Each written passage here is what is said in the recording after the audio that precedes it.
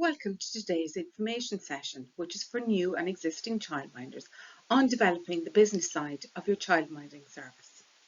This information session has been designed to introduce the contents of the childminding guidelines on planning a childminding business in your own home information booklet, which is available from your local city or county childcare committee. Please note that the information contained in this information session is only a guide, and it is strongly advised that you seek professional advice from an accountant or revenue, as everybody's individual circumstances are different. These are the areas that we are going to cover in this presentation. Benefits of registering with revenue, manual and online registration, childcare services relief, paying tax, examples of allowable expenses, paying PRSI, state and private pension, Class S contribution, universal social charge, keeping financial records, tax clearance certificate, filing a tax return, useful resources, and finally the National Action Plan for Childminding. As a professional childminder operating a childminding service with a strong business sense, you can negotiate your own terms and conditions, avail of funding, keep track of your income and expenses, avail of the childcare services relief, operate in a confident and professional manner. You will have peace of mind. You can make your PRSI contributions. The benefits of registering with revenue as a self-employed person. So in most instances, childminding businesses are operated as sole traders, and that means that the business is owned and run by one person, you, the childminder. You are operating in a more professional manner, and therefore there are certain legal requirements that you must fulfill. Registering with revenue will provide you with the opportunity to offer a much more professional service. You'll be eligible to apply for grants and funding towards your business, contribute to your state pension, contribute to a private pension. You'll have no concerns about the possibility of being reported to revenue. You will be eligible to apply for the childcare relief scheme. Tax is calculated on profits only, and during the pandemic you were entitled to the pandemic unemployment payment. Registering with revenue. Irrespective of how much you earn, you must still register with revenue using Revenue Online Services, or ROS, and this can be done through manual registration or through their online service. In this slide, we're going to look at the childcare services relief. The purpose of this relief is to provide an exemption from income tax where certain conditions are met if you are providing a childminding service in your own home. So, where an individual minds up to 3 children in the childminder's own home, no tax is payable on the childminding earnings received, provided the gross income amount is less than €15,000 per annum. If the gross income amount exceeds €15,000, then the net income, the income less expenses amount, will be taxable as normal under self-assessment. You can apply for the childcare services relief through Revenue Online Services. Paying tax. Income is 100% of what you earn in your childminding business. Expense, or your expenditure, is the cost of running your childminding business. So your income less your allowable expense equals your profit. This slide outlines examples of allowable expenses. The list is not exhaustive, and you will need to consider what suits you best in your individual childminding service. In this slide, we are looking at paying tax. You must submit your tax return by the 31st of October each year, and therefore it is advisable that you keep your accounts up to date. A tip would be that childminders who pay tax at 20% should save 15% of your income each month to cover your tax liability. If you have any specific questions in relation to tax, please contact your accountant or revenue. In this slide, we look at PRSI, or Pay-Related Social Insurance.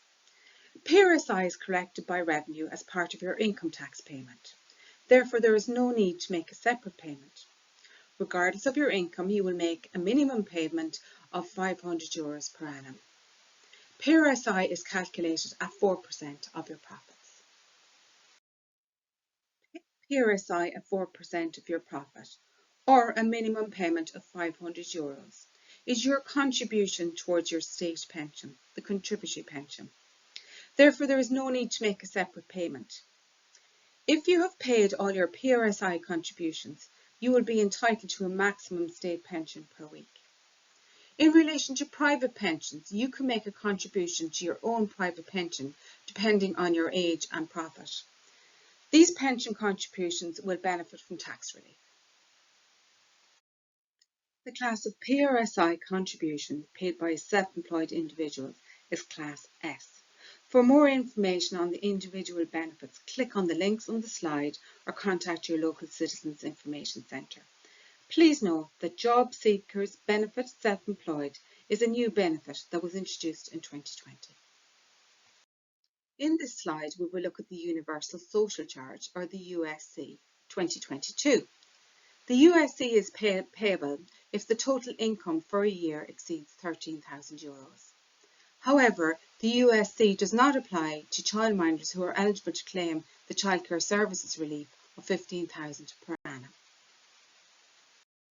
Keeping financial records. Every person who carries out a trade, profession or other activities, the profits of which are subject to tax, is obliged by revenue to maintain records of such profits. All documents used in drawing up of the accounts, whether income or expenses, should be kept.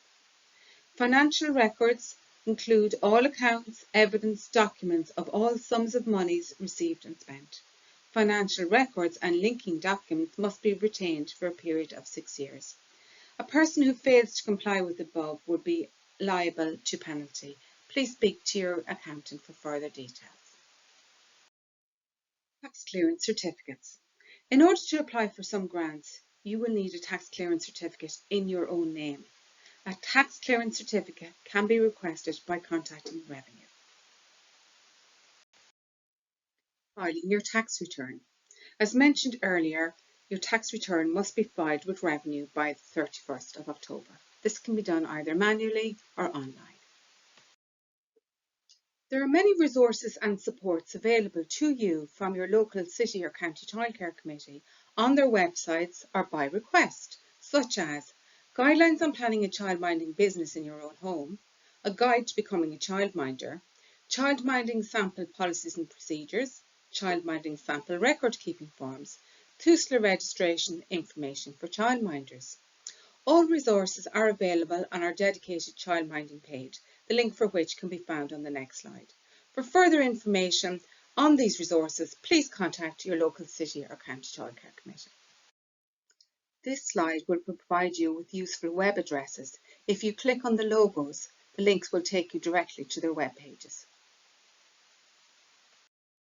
And finally, the National Action Plan for Childminding, NAPC 2021 to 2028. The objectives of the plan are to improve access to high quality, affordable early learning and care and school-aged childcare through childminding, to provide an incremental and supportive pathway to regulation, to enable more childminders to access government subsidies, and to access support to assist childminders to meet regulatory and quality requirements. We now have a dedicated childminding page. Please click on the link to the website where you can access summary documents of the plan for both childminders and parents. Thanks for listening today. For further information sessions or for advice on any matters in relation to childminding service, please contact your local city or county childcare committee. You can do so by clicking on the link here. Thank you.